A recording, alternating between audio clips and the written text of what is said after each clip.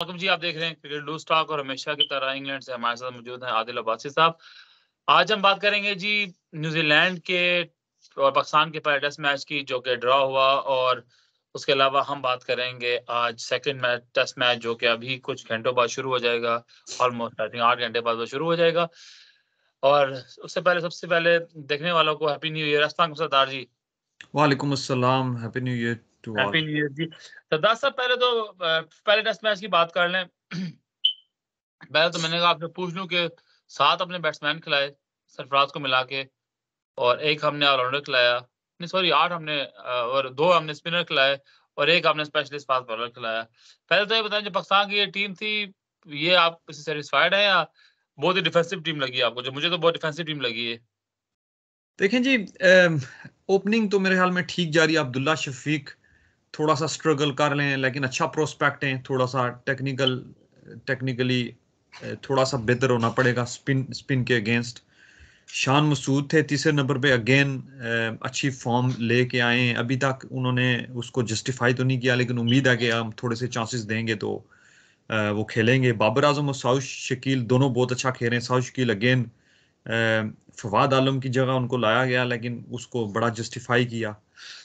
नीचे आप आगे सरफराज अहमद अगेन उसकी जगह रिजवान की रिजवान की जगह, जगह 2 छक्के की उन्होंने कम बैक और किया, उन्होंने बहुत अच्छा बैटिंग कमबैक बहुत किया। ही अच्छी की। ये पहले इनिंग्स में मुश्किल हालात में आके 89 किए, दूसरी इनिंग्स में अगेन काउंटर अटैक किया, 50 बनाई। लेकिन कीपिंग में कुछ थोड़े से स्लगिश नजर आए। बड़े इजी चांसेस 2-3 ड्रॉप किए, जिसका खमियाजा बाद में हमने भुगता। आगा सलमान सेंचुरी भी मारी, उससे पहले भी अच्छी बैटिंग कर रहे हैं। मुझे जो मीर हमजा को लेके आए, अगेन विकेट तो कोई नहीं ली, लेकिन मैं अभी तो मेरा तो यही होगा कि इसको चांसेस दिए जाएं। एक चीज में मुझे समझ नहीं आ रही, मोहम्मद वसीम जिनके कोई भी 4 डे क्रिकेट में कोई एक्सपीरियंस नहीं है, कुछ भी नहीं है, लेकिन आप पीएसएल में उन्होंने अच्छा परफॉर्म किया था, उसमें वो T20 की टीम में आ गए, T20 में रेगुलर खेल रहे हैं। वहां से आप उनको उठाया बगैर किसी एक्सपीरियंस के, आप टेस्ट क्रिकेट में आपको ले आए। और सिर्फ अगर मेरे ख्याल में फास्ट बॉलिंग इस टाइम पाकिस्तान की स्ट्रगल कर रही है, कोई विकेट्स नहीं मिल रही इस मैच में भी। सिर्फ एक विकेट जो मोहम्मद वसीम ने ली, इसके अलावा कोई भी हमें फास्ट बॉलिंग में विकेट नहीं मिली कंपेयर टू न्यूजीलैंड जिन्होंने 4 आउट किए। अच्छा, पर मैं आपसे जो मेरा जो स्पेसिफिक सवाल पूछूंगा, अच्छा आपने तजिया किया, पूरी टीम को आपने अच्छा एनालाइज किया, लेकिन जो मेरा सवाल है, अब आगा सलमान जो है जिन्होंने एक सेंचुरी भी स्कोर की है, ठीक है, लेकिन आपको ख्याल से कि नंबर 7वें पे हमें कोई स्पेशलिस्ट बैट्समैन चाहिए? क्योंकि वो ये क्या है कि उनको लाया गया जी कि वो ऑलराउंडर है, लेकिन बॉलिंग वो ना होने के बराबर करा रहे थे, मतलब बैट्समैन तो 7वें नंबर पे बैट्समैन, स्पेशलिस्ट बैट्समैन, तो ये कोई इसकी कोई जस्टिफिकेशन बनती है? अगर वो इतने अच्छे ही बैट्समैन है जो कि लग तो रहे हैं, अभी स्कोर किया उन्होंने, तो क्यों ना फिर हम ऊपर से फिर हम किसी और को ड्रॉप करके उनको रख लें? और देखिए, एक हमारी जो जो पिचेस हैं, इसमें हमें 2 स्पिनर और 2 फास्ट बॉलर्स चाहिए। तो मेरे ख्याल में वो हमारे पास 2 स्पिनर्स खेल रहे हैं, 2 फास्ट बॉलर्स लेकिन दो हमारे फास्ट पास बॉलर खेल रहे लगे ना, आप देखें ना, मीर हमजा जिन्होंने कम बैक किया इतने सालों बाद, और दूसरा जैसे आपने खुद ही फरमाया कि वो मोहम्मद वसीम जूनियर खेल रहे हैं जो कि लॉन्गर फॉर्मेट के बॉलर ही नहीं है। तो ये मुझे तो ऑनेस्टली सिलेक्शन की समझ बिल्कुल भी नहीं आ रही कि क्या सोच के, और ऊपर से आप पिचेस देख लें, पिचेस में हमारे जो दूसरे जो ओपोनेंट बॉलर हैं, वो स्पिनर ज्यादा अच्छी बॉलिंग कर रहे हैं, और साथ जैसे आपने कहा फास्ट बॉलर में 4 विकेट ली, और सऊदी ने आपके जो है ना 6 आउट कर दिए एक इनिंग में, तो वो ज्यादा अच्छी बॉलिंग कर रहे हैं हमारे से। देखें देखें, एक तो अबरार अहमद है हमारे पास जो बिल्कुल यंग है। दूसरे जो हमारे पास स्पिनर है नुमान अली, नो डाउट थोड़ा सा एक्सपीरियंस उसमें है। विकेट्स नहीं मिली, कुछ चांसेस भी ड्रॉप किए, लेकिन आई थिंक पिछले इंग्लैंड के मुकाबले में पाकिस्तान थोड़ा सा बेहतर खेली। और मेन जो कंसर्न है, एक तो फास्ट बॉलिंग है। क्योंकि पहले हमारे पास शायद शाहीन अफरीदी थे, अर्ली विकेट्स ले लेते थे, लेकिन उनकी गैर मौजूदगी में बड़ा हम स्ट्रगल कर रहे हैं। दूसरा, आपने आगा सलमान का कहा, छठे ऑलराउंडर तो हैं, लेकिन असल में बेसिकली ये असद शफीक की जो करदार था वो अदा करने। तो मेरे ख्याल में अभी टीम ठीक है। थोड़ी सी फास्ट बॉलिंग को इम्प्रूव करना चाहिए। मोहम्मद वसीम की जगह अगर आपको डोमेस्टिक में कोई अच्छा एक्सपीरियंस, कोई अच्छा जो जो जिसके पास एक्सपीरियंस हो, बेशक विकेट्स ना ले, लेकिन उसको चांस देना चाहिए। लेकिन मोहम्मद वसीम, आपके ख्याल से, मेरे साथी ख्याल है, ये इनका रोल होना चाहिए जैसे फहीम अशरफ का रोल था, कि जो कि 5वें बॉलर और बैट्समैन खेल सकते हैं, ना कि एक स्पेशलिस्ट बॉलर खेलना। एनीवेज, बहुत लंबी बात होगी हमारी इस बारे में, तो अगली बात करते हैं। कल की टीम जो है वो मैं देख रहा था न्यूज में कि अनाउंस होगी, उसमें ऑलमोस्ट टीम सेम ही है। जो चेंजेस में आ रहे हैं वो यही आ रहे हैं कि हसन अली का कम बैक हो रहा है, वो शायद जगह लेंगे नुमान अली की। और अभी सुबह डिसाइड होगा कि वसीम जूनियर खेलेंगे या फिर आपके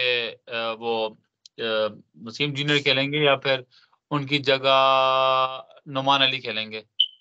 ये सुबह डिसाइड, नो सॉरी, देखें साजिद खान वो जो ऑफ स्पिन बॉलर है वो खेलेंगे। देखें जो जिस तरह का अफरीदी के बयानात को देखें तो लग तो रहा है कि अगर उनके बयानात पर अमल हुआ, लग तो रहा है कि कोई अच्छी पिच होगी, कोई रिजल्ट ओरिएंटेड पिच होगी। तो आई थिंक कई दफ़ा हम इस तरह भी ज्यादती कर देते हैं प्लेयर के साथ कि अगर वो उसकी एक फॉर्मेट में फॉर्म अच्छी ना हो तो सबसे ड्रॉप कर देते हैं। अगर आप देखें तो ओवरऑल टेस्ट में अच्छी फॉर्म थी हसन अली की, चूंकि उनकी T20 की परफॉर्मेंस और वनडे की परफॉर्मेंस अच्छी नहीं थी तो उनको टेस्ट से भी याद धोना पड़ा। तो यकीनन जिस तरह का हमारी फास्ट बॉलिंग की परफॉर्मेंस है, मेरी तो नहीं ख्वाहिश कि मीर हमजा को छेड़ा जाए, उनको तो खेलना चाहिए।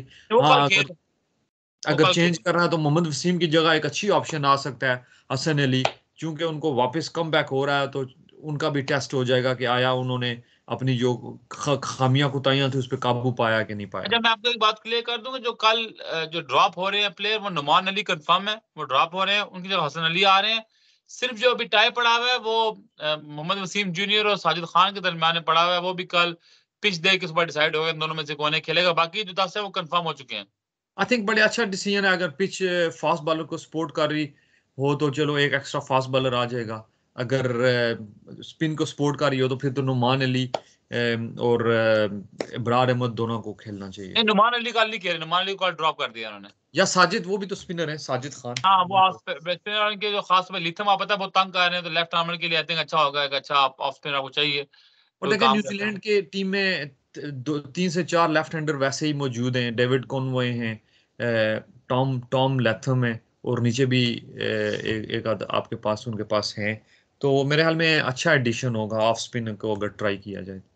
अच्छा, जाते थे मैंने कहा थोड़ा सा आपसे राय ले लूं, तो आपने भी देखे होंगे जो इंटरव्यूज आजकल चल रहे हैं रमीज राजा के।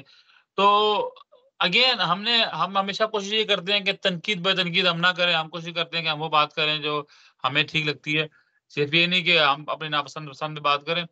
तो ओवरऑल बड़े सख्त जो है रमीज राजा के जो आई थिंक कुछ बातें उन्होंने बहुत सख्त की हैं, खासतौर पे वो बड़ा खास उनको नहीं अच्छा लगा कि अचानक जो है ना इस तरह रातों रात चेंज कर दी, जो कि आई थिंक उसके मैं भी खिलाफ हूँ। क्योंकि मेरा ज़ाती ख्याल ये है जी कि क्रिकेट में ना पॉलिटिक्स नहीं होनी चाहिए। हमने काम किया हॉकी के साथ, हॉकी का हमने बेड़ागर किया पॉलिटिक्स के साथ। नजीम सेठी साहब के आने पे मुझे कोई इतराज़ नहीं है, ठीक है, उन्होंने पहले परफॉर्म किया, लेकिन मुझे सिर्फ इतराज़ है जिस तरीके से वो आए हैं। इसी तरह मोहम्मद वसीम जो हमारे चीफ सिलेक्टर थे, मैं और आप उनके कभी फैन नहीं रहे, लेकिन जिस तरह शाहिद अफरीदी आए हैं, अगेन टेस्ट प्लेयर हैं, पाकिस्तान का एक बड़ा नाम है, लेकिन जिस तरीके से है वो इस तरीके से इतराज़ है।